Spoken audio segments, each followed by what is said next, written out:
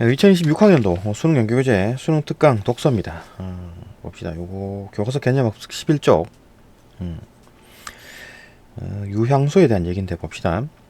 조선 초 지방에서는 자치기구인 유향소가 있었는데 이 기구는 전직 품관들이 중심이 되어 주로 지방의 행정 실무를 담당했던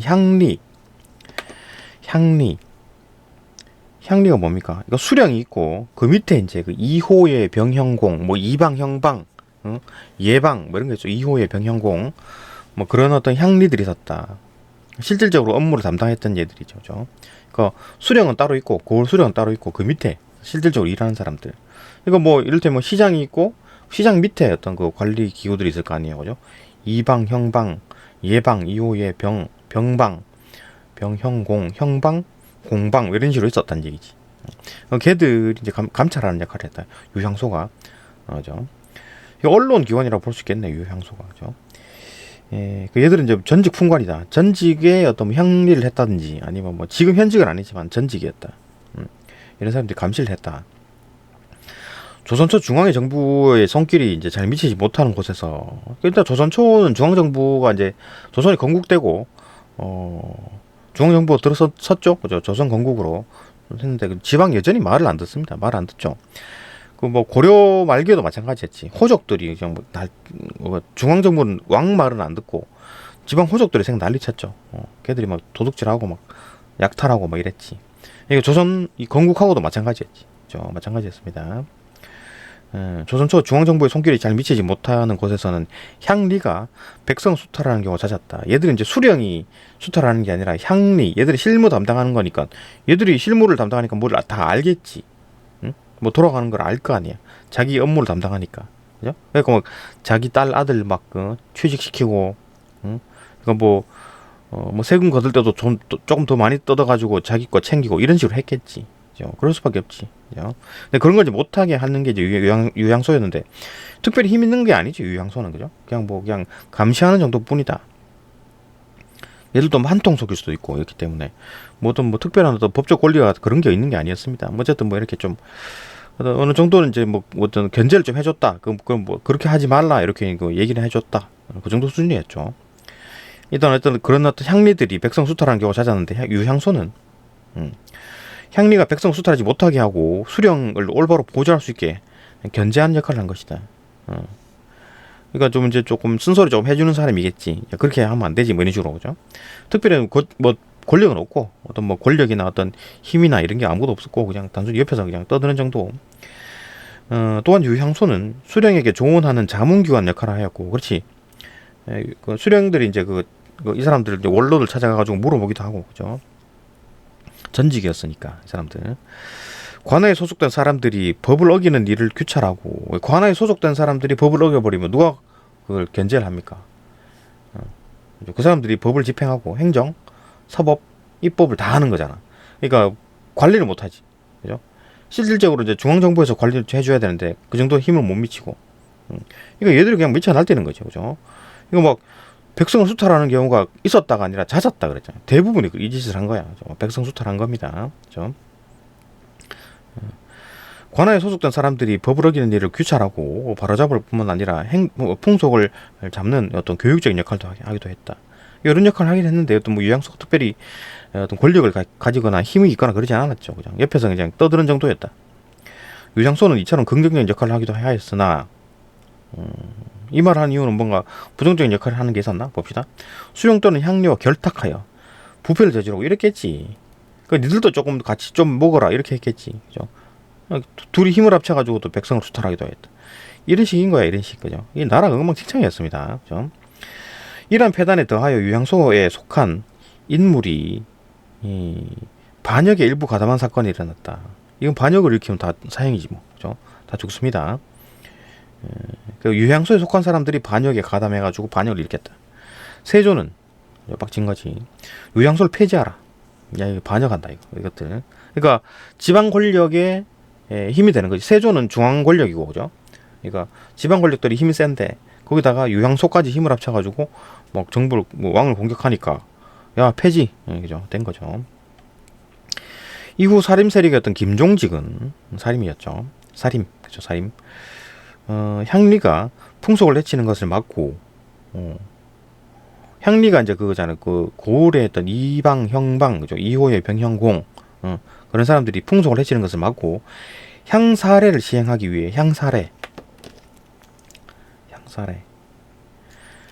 시행하기 위해 유향소가 필요하다고 주장하였다. 그러니까 이게 이제 뭐 폐지가 됐는데 이제 김종직 같은 경우는 이제 살림 세력이겠죠. 얘는 어떤 지방의 어떤 권력들을 먹고 사는 사람이지. 그렇죠. 김정식은. 그러니까 자기 힘도 이게 이제 뭐 백성을 올바르게 한다 그런 게 아니라 자기 권력이죠. 자기 권력. 김정직도 살림이었기 때문에 권력에 정치 권력에 이해관계가 있는 사람이죠. 그죠. 이 사람도.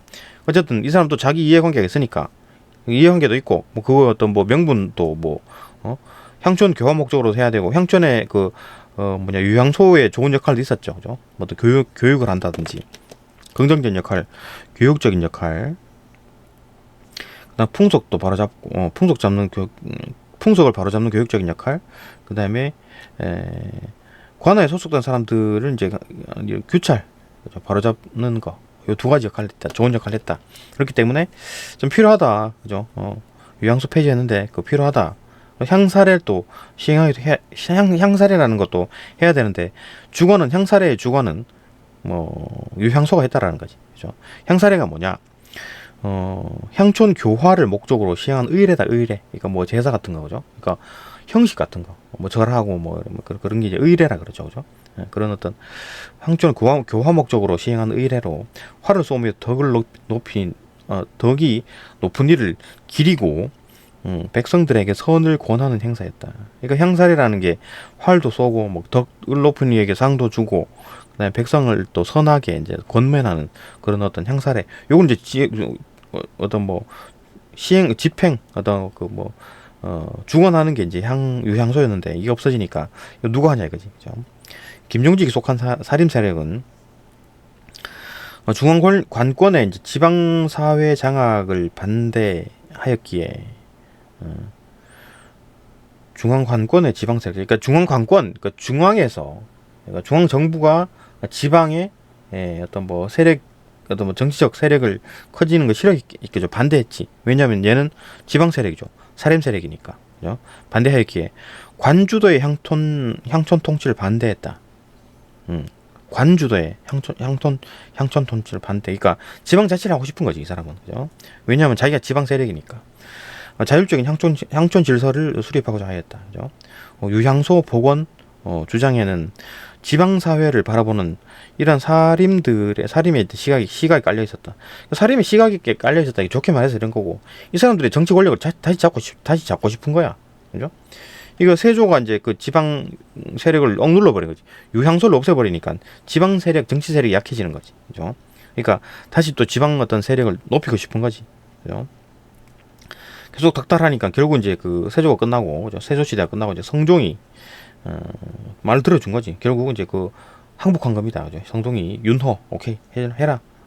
그 만들어진 기관은 향사례의 이제 시행에 초점을 맞췄고 얘들은 이제 향사례만 하겠다라고 이제 닥들 잡고 이제 해달라고 하니까 성종이 해준 거지. 그죠?